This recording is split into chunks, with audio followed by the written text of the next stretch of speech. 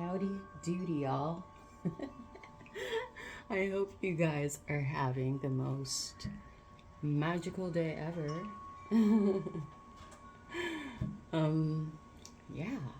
Today's video is going to touch on silence is power. What do I mean by that? I think you know. I think you know what I'm talking about, you know? Like, I don't know about you guys, but for me, like, in silence, that's when I can see and hear and feel everything. Myself not excluded, you know? I feel the people who know probably speak less. You know what I'm saying? And I don't know about you guys, but my favorite part of the day actually is between the hours of 10 p.m. and 5 a.m. It's so quiet, it's so like still, it's so chill. And most people are not active during those hours, so the silence is even more potent during those times.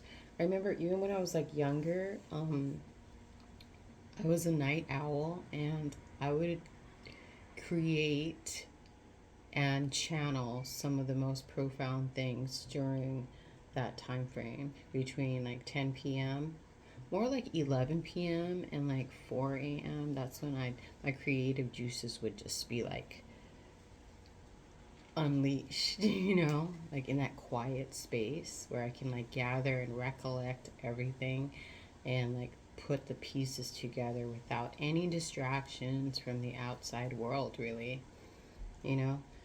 Also, when you're interacting with people, silence is power, guys.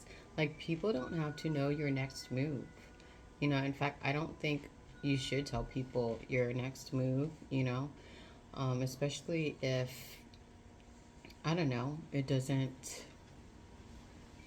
include them, because I feel like depending on who you surround yourself with or who is listening in, they may not have your best interest in mind and they might not want to see you succeed. So it's just like, for me, it's like I like to keep plans to myself, you know?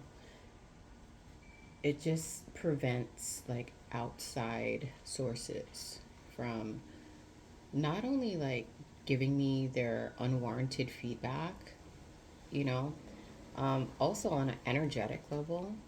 I feel like, maybe people won't say it directly to you, but they'll be thinking it, and that will definitely fuck with your manifestation. You know what I'm saying? Yeah, it's like, guys, when are we going to learn that it doesn't matter what people say? It certainly, I don't want to say it kind of does though. It matters what people think, as a man thinks. So like you might have your ideas of like where you're going, what you want to create, and other people may not feel the same and they could send like literally mental blockages your way, to just kind of like prevent you from moving forward and into the things that you want in life, you know? Um, Also, I've noted, and I think you know this, like when you are in social settings, you can observe and pretty accurately like detect the vibes of a person, of a place, of an experience when you're silent. When you're just I want to say, you're just watching, you know? Yeah, I'll just do that. Um, Another thing I've noted, yeah, so guys, silence is power. And that's why, like, I don't know, like, even when it comes down to, like, books or like media of any kind. Like I would prefer my silence over entertaining such things. You know what I mean? I mean, I know sometimes I might get a little bored and I want more data input. So I might go and watch a video or, mindlessly watch a movie. Actually, no, I don't mindlessly watch movies anymore. It's really bad. It's like when I watch movies, when I watch advertisements, when I listen to music, anything. It's like I can see clearly like the manipulation behind the message, you know, visually or on an audio level. It's all like manipulation. They're trying to literally subconsciously program you and direct the way you view reality, you know? So, like, yeah, I'm very keen and aware of these things. So it's just like not, it's kind of like, it's like not, it's becoming like hindering, I suppose, because I think most people go and watch movies and television and listen to things for entertainment, right? Like for me, it's not even entertaining anymore because I can like dismantle everything. You know, it's like I can't unsee the things that I've already seen. Oh my goodness, yeah. So for me, like I think that's one of the reasons why I appreciate my alone time. It's because the silence, guys, you can hear and interpret and see and perceive things that you won't normally be able to access through the five senses. You get what I'm saying? Yeah, if you get what I'm saying, you get what I'm saying. If you don't, then that's okay too. But silence is one of my favorite sounds for sure. You know, like I would take silence over just like mindless bantering or mindless chatter or like a lot of unnatural noises that occur in the world, you know. So moving into like a different vein, um, I want to say I've learned that they tell you don't trust words, trust actions. You can't even trust actions, guys, because I feel like master manipulators not only do they have the skill set of having a silver tongue, like in the beginning, they can also trick you into believing that, through their actions, that they are a decent person. Initially, a master manipulator is adept at doing these things.